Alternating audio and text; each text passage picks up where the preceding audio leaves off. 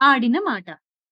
భయంకరమైన పులిని చూసి, దాని గాండ్రింపు విని భయపడని వారుంటారా ఎవరైనా?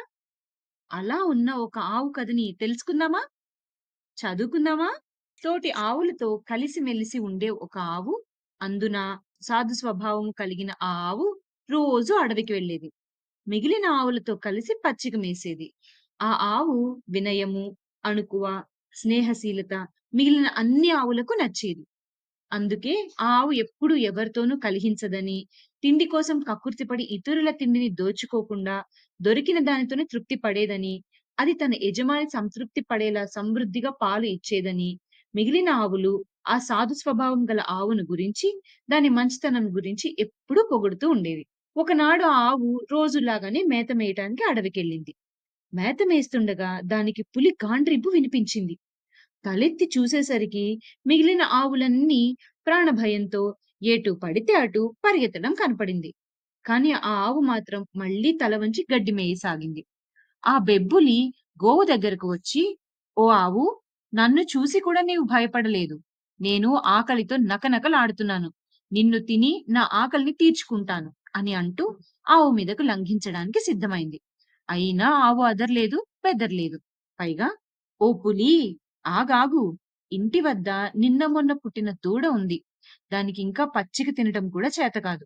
అందుకని నీవు నన్ను తిని, నీ ఆకలిని తీర్చుకోవటానికి ముందు నేనింటికి వెళ్లి, ఒక్కసారి నా దూడను కనులారా చూచుకొని, దాని కడుపు నిండా పాలిచ్చి, తిరిగొచ్చి నీ ఆకలిని తీరుస్తాను. నా యందు దయవుంచి నన్ను వెళ్ళని, నేను తప్పక తిరిగి వస్తాను. నా మాట నమ్ము" అని అంది. ఆ మాటలను విన్న పులి, "నేను వన్యప్రాణిని కాబట్టి నాకు తెలివి లేదనుకుంటున్నావా? నోటిదాకా వచ్చిన ఆహారాన్ని ఎవరైనా వదులుకుంటారా? నాకు ఆహారం కావలసిన నీవు ఇంటికి వెళ్లి తిరిగొస్తానంటే నేను నమ్మాలా?"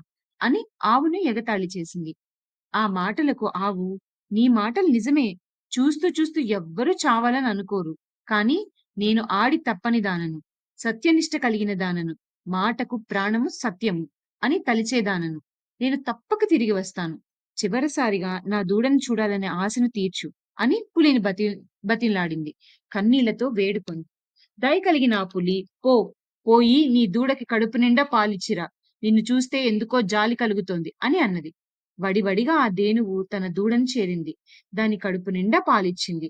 దాని ఒళ్ళంతా నిమురుతూ, "దుష్టులకు దూరంగా ఉండు. ఎల్లవేళలా నిజాయితీతో ఉండు. సత్ప్రవర్తనతో మంచి పనులు చేస్తూ పేరు తెచ్చుకో" అంటూ బుద్ధులు చెప్పింది. వదల్లేక లేగ దూడను వదిలి పులి దగ్గరకు వెళ్ళింది. తిరిగి వచ్చిన ఆవును చూసి పులి, "అన్న మాట కోసం ప్రాణం ఇవ్వటానికైనా సిద్ధపడ్డ పుణ్యమూర్తివి నీవు. నిన్ను చంపి ఆ పాపాన్ని మూటగట్టుకోలేను. కనుక నేను నిన్ను చంపను.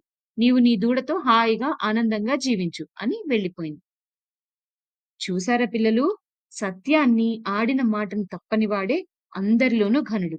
అతనే పొందును మంచి ఫలం.